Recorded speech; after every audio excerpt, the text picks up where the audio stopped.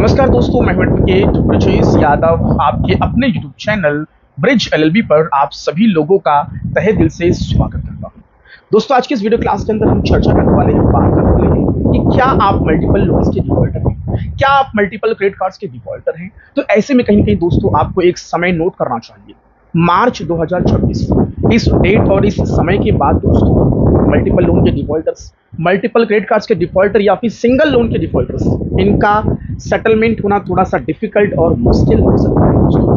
तो फिर आपका अगला प्रश्न ये होगा कि सर जी बताइए फिर सेटलमेंट कब होगा। सो दोस्तों सेटलमेंट होगा मार्च 2026 से पहले।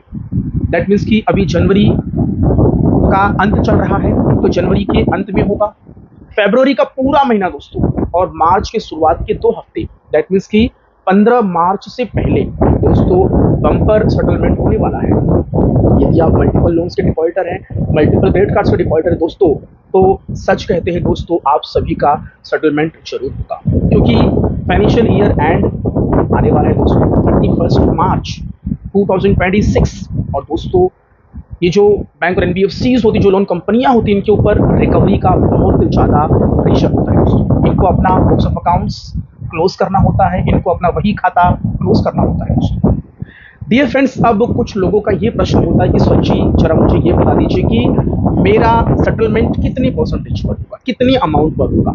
मैं मल्टीपल लोन्स का डिफॉल्टर हूँ, मैं मल्टीपल क्रेडिट कार्ड्स का डिफॉल्टर हूँ, सर मैं सिंगल लोन का डिफॉल्टर हूँ, मुझे जरा बता दीजिए कि मेरा कितनी परसेंटेज पर सेटलमेंट होगा। तो दोस्तों सभी प्रश्नों का जवाब दिया जाएगा। यदि आप मेरे इस चैनल पर पहली बार आ रहे हैं तो आप सभी लोगों का तहे दिल से बहुत बहुत स्वागत है दोस्तों। यदि आपको मेरी वीडियो अच्छी लगे, पसंद आए, मेरे इस वीडियो को दोस्तों लाइक करिए, दोस्तों के साथ में शेयर करिए, और यदि पहली बार आ रहे हैं तो चैनल को सब्सक्राइब करना जरूर, यदि पहली बार आ रहे हैं तो चैनल को सब्सक्राइब करना बिल्कुल भी ना भूलें दोस्तों। मेरे इस चैनल को सब्सक्राइब जरूर करिए। डियर फ्रेंड्स, मेरा आप सभी लोगों से एक रिक्वेस्ट है कि यदि आप सेटलमेंट करवाना चाहते हैं तो मुझे आप कमेंट सेक्शन में ये लिख के बता दीजिए कि सर जी मेरा टोटल इतने का लोन है, मेरा टोटल इतना डिफॉल्ट हुआ है और मेरा इस कंपनी, इस बैंक से मैंने लोन लिया है। तो मैं आपको कमेंट सेक्शन में आंसर दे दूंगा कि आपका कितने परसेंटेज पर सेटलमेंट होगा और किनका सेटलमेंट इस अंतिम क्वार्टर, इस फाइनेंशियल ईयर एंड में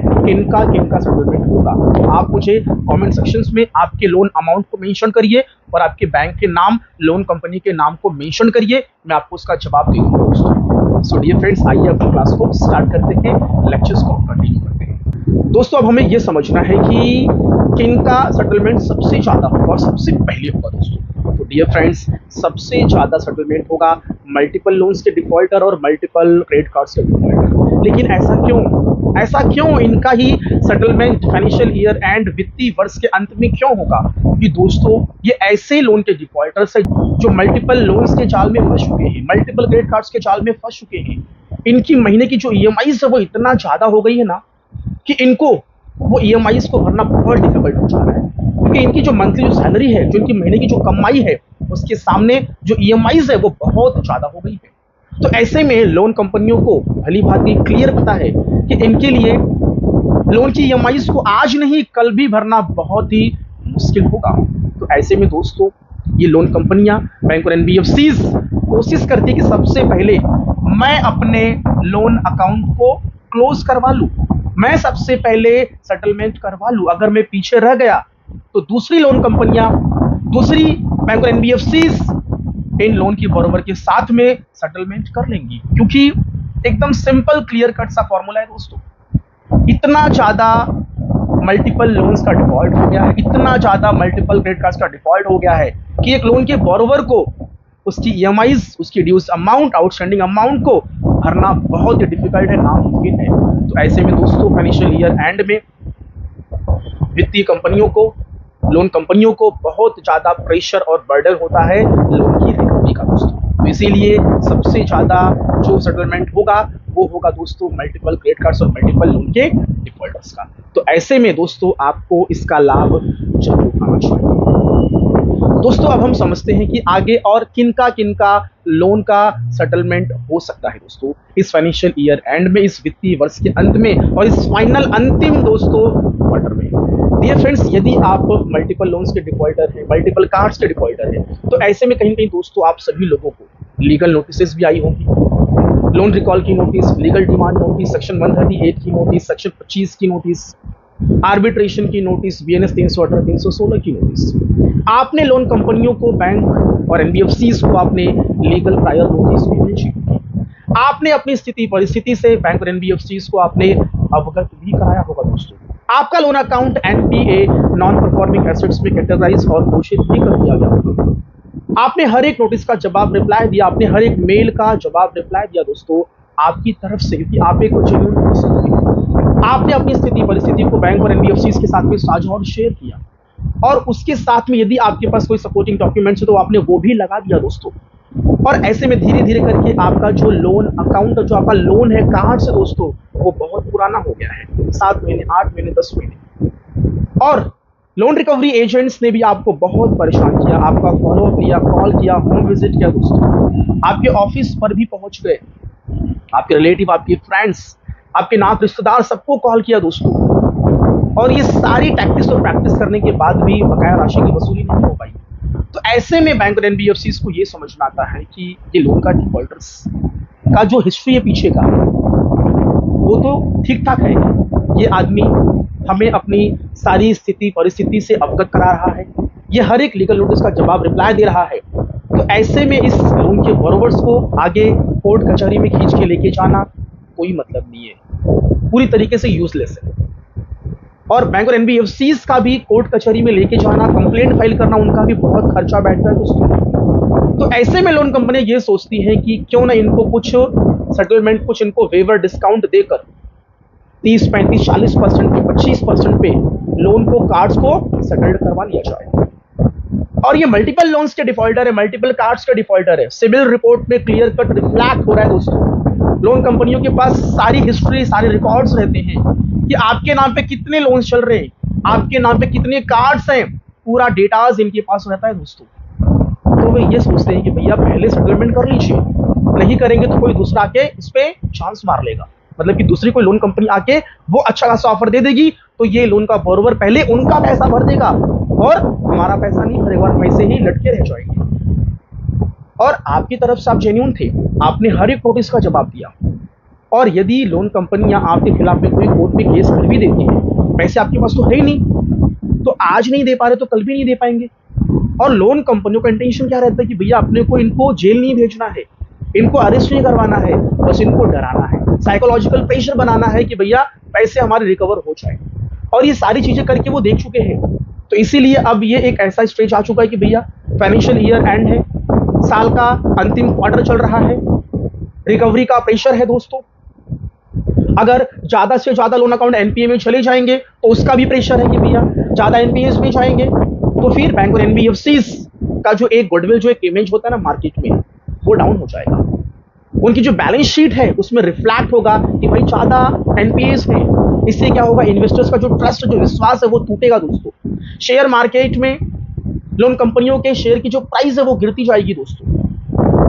रिजर्व बैंक ऑफ इंडिया के पास रिपोर्ट जाएगा कि इस फाइनेंशियल इंस्टीट्यूशंस की जो एनपीएस है वो बढ़ती जा रही है, क्योंकि इनकी जो कमाई है वो कमाई है इंटरेस्ट, जो इन्होंने लाइक लोन्स एंड एडवांसेस के रूप में लोगों को लोन दे रखे हैं, वहां से जो इंटरेस्ट मिलता है वो इनकी कमाई है, वो बंद हो चुकी है पूरी तरीके से।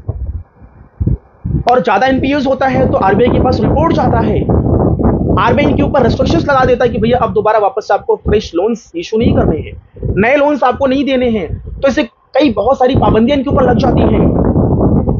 तो ज्यादा एनपीएस होगा तो फिर बैंक और एनबीएफसीज डूबती नजर आएगी।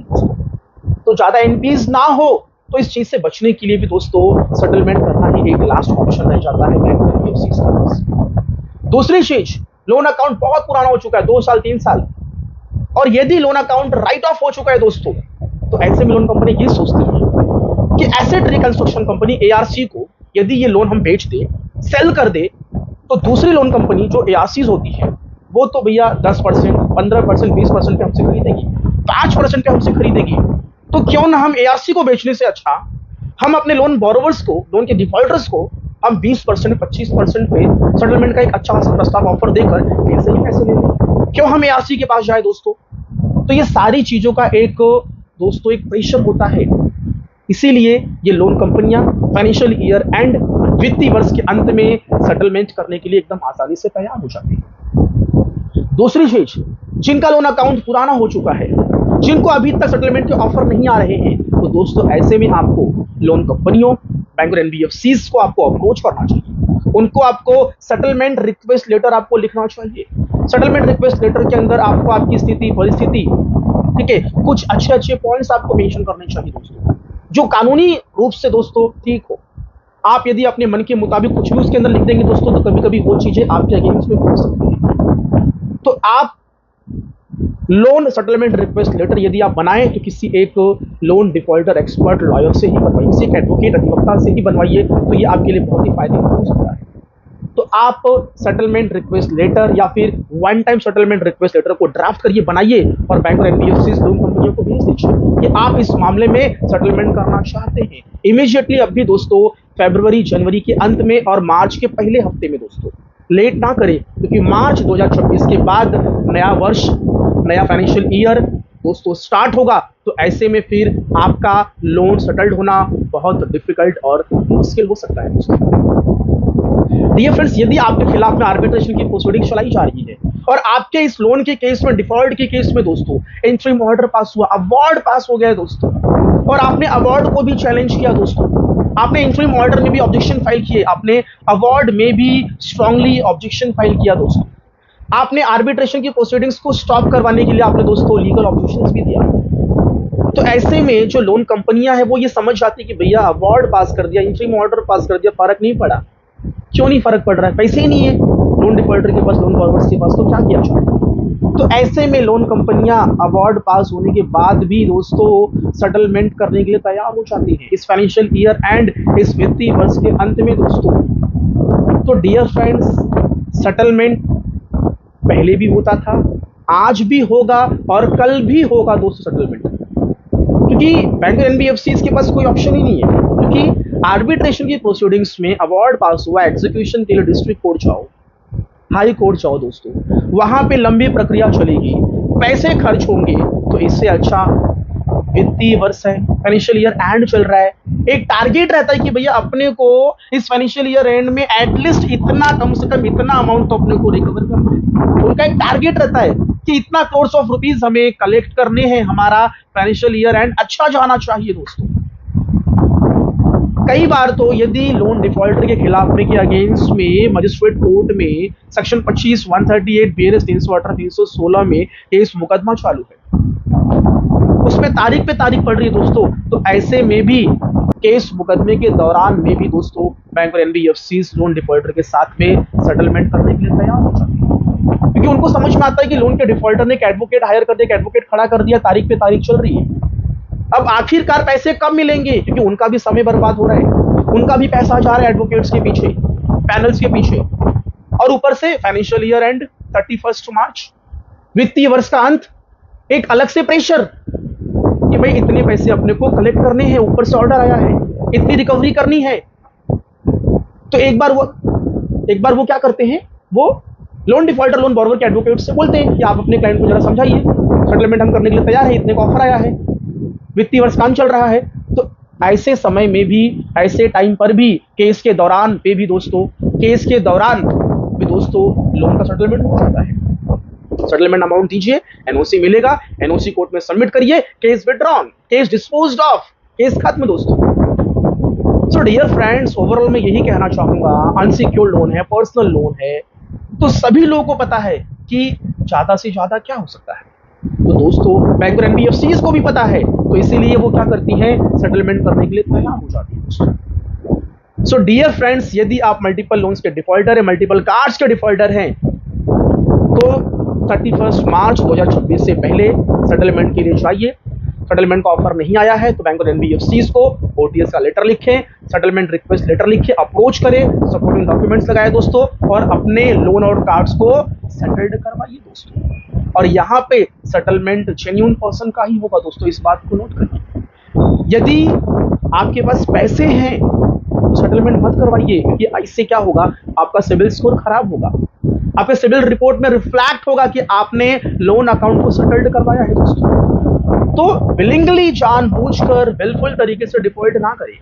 पैसे हैं तो पैसे दीजिए दोस्तों। मैं यहाँ पे सिर्फ एक सेटलमेंट के कॉन्सेप्ट के ऊपर बात करने आया हूँ। मेरा ऐसा कतई कोई इंटेंशन नहीं है दोस्तों कि मैं आपको मोटिवेट करूँ कि आप पैसे ना भरे, सेटलमेंट के लिए चाहिए। यहाँ पे मैं सिर्फ उनके लिए वीडियोस बना रहा हूँ जो जेन्युइन तरीके से फाइनेंशियल प्रॉब्लम, फाइनेंशियल क्राइसिस से गुजर रहे हैं दोस्तों, जिनके घर में बहुत बड़ी मेडिकल इमरजेंसीज आ चुकी हैं, जिनका जॉब लॉस हो चुका है, काम धंधे व्यापार में भारी भरकम नुकसान हो रहा है, और ऐसे लोगों के लिए आगे चलकर भविष्य में लोन की ईएमआईज भरना बहुत डिफिकल्ट हो सकता है दोस्तों। तो ऐसे लोगों को ही मैं कह रहा हूं कि सेटलमेंट के लिए चाहिए, लेकिन बिल्कुल डिफॉल्ट बिल्कुल भी ना बने दोस्तों। यदि पैसे हैं तो आपको लोन कंपनियों को पैसे दे देने चाहिए दोस्तों, जानबूझकर इंटेंशनली डिफॉल्ट नहीं करना चाहिए दोस्तों। क्या आपको पता है जितना ज़्यादा एनपीएस बढ़ेगा उतना ज़्यादा बैंक और एनबीएफसीज को प्रोविजनिंग करना पड़ता है। प्रोविजनिंग का मतलब क्या होता है कि जो पैसे वहाँ से रिकवर नहीं हो पा रहे, या फिर इंटरेस्ट नहीं मिल रहा है, कमाई नहीं हो रही है, बेनिफिट्स नहीं आ रहा है, ठीक है, तो ऐसे में उनका थोड़ा बहुत जो प्रॉफिट है उस प्रॉफिट में से थोड़े बहुत उनको सेट असाइड बाजू में रखने होते हैं कि कल को अगर डिपॉजिटर्स ने, पब्लिक ने अपने पैसे मांगे, कहाँ से देंगे, क्योंकि पूरे पैसे तो लोन के बोरोवर्स ने ले रखे हैं और वो डिफॉल्ट कर रहा है, वो पैसे रिटर्न नहीं कर रहा है, तो कल को डिपॉजिटर्स ने अगर पैसे अपने मांगे तो कहाँ से देंगे। तो ऐसे में दोस्तों प्रोविजनिंग करनी पड़ती है, कुछ पैसे साइड में निकाल के रखने पड़ते हैं as per the Reserve Bank of India rules guidelines के मुताबिक। तो ऐसे में कहीं ना कहीं दोस्तों काफी भारी भरकम नुकसान होने के चांसेस होते हैं। तो ऐसे में जीरो रिकवरी होने से अच्छा है कि 20, 25, 30% की रिकवरी हो जाए, लोन अकाउंट सेटल्ड हो जाए और हमारा जो फाइनेंशियल ईयर एंड है वो अच्छा बीते दोस्तों। बस इसीलिए लोन कंपनियां सेटलमेंट की जो एक बहुत बड़ा जो एक ऑफर जो भरमार लाती है ना, वो हर साल के अंतिम वर्ष, वित्तीय वर्ष के लास्ट क्वार्टर में लाती है दोस्तों। इस बात को नोट करिए और इसका फायदा उठाइए। और यदि नया वित्तीय वर्ष, नया फाइनेंशियल ईयर स्टार्ट हो गया दोस्तों, तो फिर आपका लोन अकाउंट सेटल्ड होना थोड़ा डिफिकल्ट और मुश्किल हो सकता है। सो डियर फ्रेंड्स, मेरा ये क्लास यहीं पे समाप्त हुआ। आप लोगों ने इतना समय दिया, आप लोगों का बहुत बहुत धन्यवाद दोस्तों। यदि आपको कोई भी दिक्कत समस्या आए, यदि आपको सेटलमेंट का लेटर ड्राफ्ट करवाना है, आपको आपका लोन अकाउंट सेटल्ड करवाना है दोस्तों, इसके ऊपर यदि आपको डिटेल्ड में डिस्कशन या फिर लीगल एडवाइस लेनी है, तो आप मुझे मेरे दिए गए लीगल हेल्पलाइन नंबर पर मुझे आप कॉल कर सकते हैं, आप मुझे व्हाट्सएप पर भी मैसेज कर सकते हैं, मैं आपकी पूरी मदद करूंगा। थैंक यू सो मच, धन्यवाद, जय हिंद, जय भारत।